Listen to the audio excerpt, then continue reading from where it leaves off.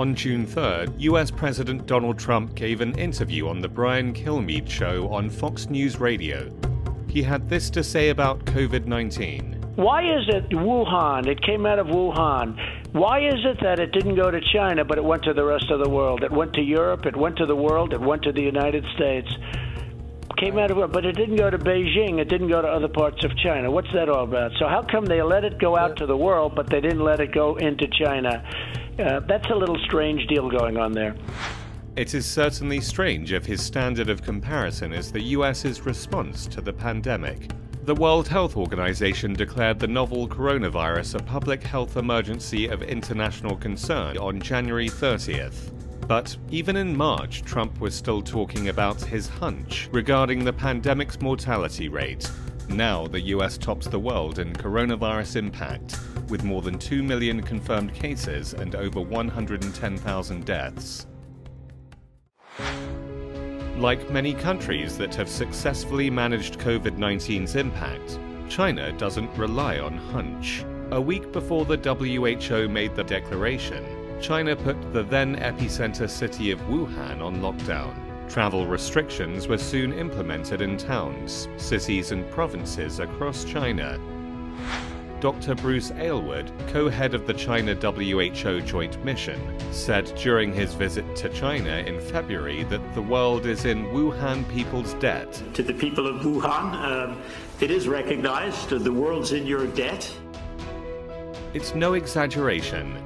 The 76-day citywide quarantine shut off the city's traffic to the outside. For some people, it even meant not being able to step foot outside their homes. The city ground to a halt. Social lives became non-existent. Businesses were shut. Were people and the government afraid of the consequences? Sure. Does anyone regret such measures? Hardly anyone. On January 27th, Chinese President Xi Jinping made clear that people's interests are the highest priority. The instruction is echoed and carried out by the government, society, and each individual. 中国的经济是停摆的，我可以这么说，但付出的代价是非常大。但是为什么呢？就这条，人的生命跟平安是第一，健康跟生命是第一位。我觉得我们是做到了，把这个放在第一位。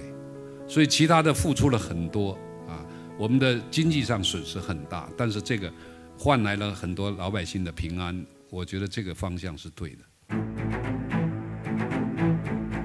China mobilized its governmental, societal, and even individual resources to combat the virus.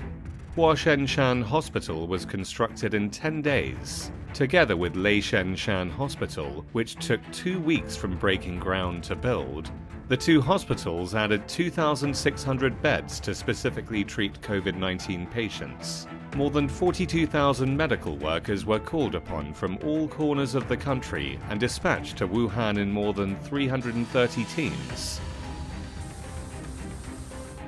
Rigorous testing and tracing became the norm. Community workers were mobilized to check temperatures and monitor traffic moving in and out of residential compounds. Digital technology allowed for the usage of big data to trace people's travel history. Restaurants, shopping malls, and even open playgrounds required proof of clean travel history before granting entrance. On June 2nd, Wuhan conducted a new round of testing. 9 million people were tested. 0 cases were found. And even as the country gradually resumes business, people still voluntarily don face masks and maintain few outings. China isn't alone in this. New Zealand, one of the countries that has most successfully minimized COVID-19's impact, took swift lockdown measures too. John Samuels, a resident in Wellington, said in an interview that the shutdown was an enormous demand from people in New Zealand, given their habitual outdoor exercise and travel. The New Zealand government asked, people complied, and the virus was managed. In Serbia, the government also imposed strict quarantine measures. Curfews were declared, and even dog walking was limited to close to home and no more than 20 minutes.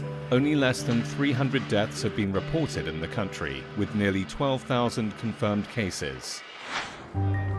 In the US, however, Trump has never given up chanting, "Reopen the economy." In early May, the US CDC issued warnings that the spread of COVID-19 was still accelerating in the US.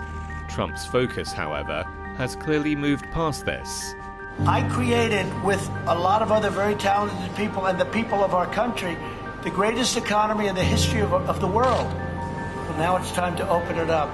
China's policy for dealing with the coronavirus is very clear. You have to get the number of domestic transmissions down to zero, or as close to zero as you can get. I mean, China's averaging less than 10 domestic cases per day.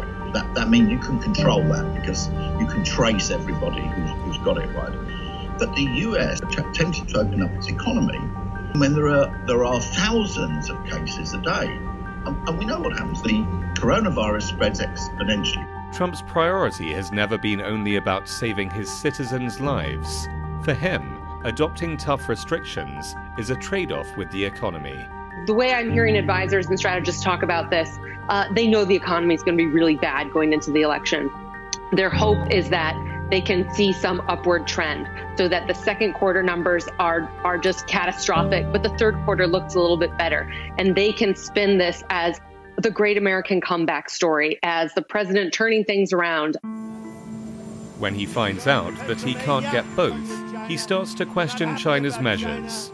The insinuation that China infected the world extends from his mindset that, because I can't do it well, you certainly can't surpass me without cheats or frauds. He forgets that strict quarantine measures prevent the virus's spread by cutting off all ways of transmission. The US might have looked different if it took a similar approach, but for whatever reason, it failed to act at the prompt time. There's no conspiracy to insinuate. The truth is simply about priority. When pandemic hits, some leaders put people above all else. But does Trump? What is Trump's priority? He knows. And we know too.